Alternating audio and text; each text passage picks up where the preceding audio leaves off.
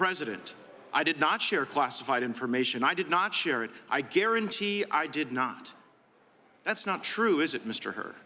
That is inconsistent with the findings based on the evidence in my report. Yes, it's a lie. So that the likely outcome you exonerated would be a conviction. I know that the term willful retention has a... Mr. Hur, it's my time. All I have to do when I'm caught taking home classified materials to say, I'm sorry, Mr. Herbert, but I'm getting old. My memory's not so great.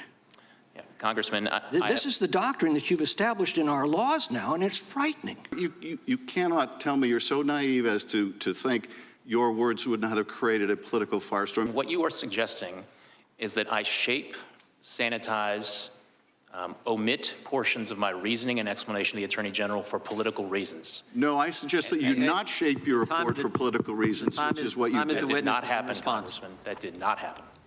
Time for the hot topic of the hour. There was House lawmakers on both sides of the aisle grilling former special counsel Robert Hur yesterday on his investigation into President Biden's mishandling of classified documents. Hur defending his report, insisting that it did not exonerate Joe Biden.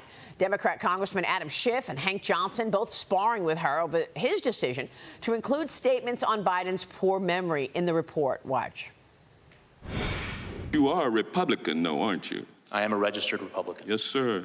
And you're doing everything you can do to get President Trump reelected so that you can get appointed as a federal judge or perhaps to another position in the Department of Justice. Isn't that correct? Congressman, I have no such aspirations, I can assure you, and I can tell you that partisan politics had no place whatsoever in my work. Hur also confirming that White House attorneys asked him to, quote, revise his descriptions of Biden's memory lapses before the report was actually released. Lee Carter, good morning. Your reaction. I think it's fascinating, though, to watch the whole thing. And I think Democrats really feel like they had this gotcha moment. But I think they really did a poor job, because I think what we left with is feeling that Joe Biden is not mentally fit. I think that they repeated that narrative that they shouldn't have been doing, because it's only harmful to their interests. And I think that Hur did an amazing job in staying level-headed the whole time, despite being really under attack. And I think that you're going to see it in the polls, and we're continuing to see this decline in polling, that people believe that Biden is honest and trustworthy. Only 43% of Americans believe he's honest and trustworthy now, and only 37% of Americans believe that he's mentally fit. Wow, that is an incredible number. Really, it's down 25 points from when he took office. From when he took office, okay. Your thoughts, Todd Pyro? They're spin and they're lies, and I fully expect Democrats and Republicans, for that matter, to spin. That's understandable. But what the Democrats said during that hearing were lies. Yeah. Pramila Jayapal out and out said, you exonerated the president. And Robert Hur had to forcefully correct her and say, no, I did not. Nowhere in my report does it say the word exonerate, and I did not. She talked to him. It's my time. It's my time.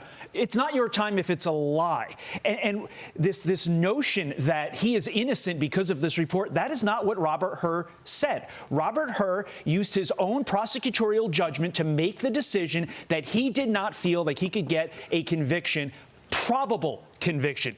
When asked by one of the Republican congressmen, Maria, he actually said a jury could have found Joe Biden guilty. Could.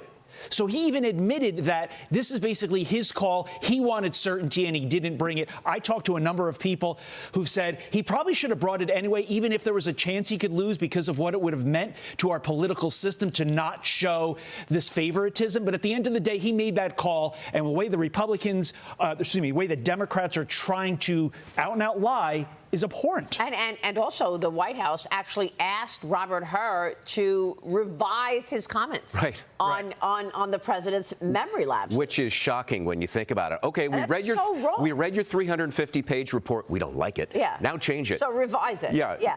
Meanwhile, former President Trump and President Biden officially clinching the nominations. They won enough delegates to clinch their respective primary nominations.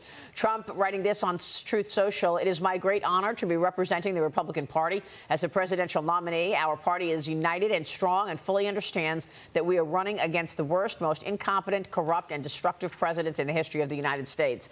Biden said this in a statement: "I am honored that the broad coalition of voters representing the rich diversity of the Democrat Party across the country have put their faith in me once again to lead our party and our country in a moment when the threat Trump poses is greater than ever. Your thoughts, Adam? My hope is that Mr. Trump shows us the presidential version of himself, which was in full display after the Iowa caucus. He was gentlemanly. He was thoughtful to his opponents. He was calm, cool, collected, in command. That's the president that I want to see. Joe Biden, meanwhile, seems to get angrier and angrier with each week. So I think there's a contrast where kind old Uncle Joe becomes angry old Uncle Joe, and maybe Donald Trump becomes the more presidential version.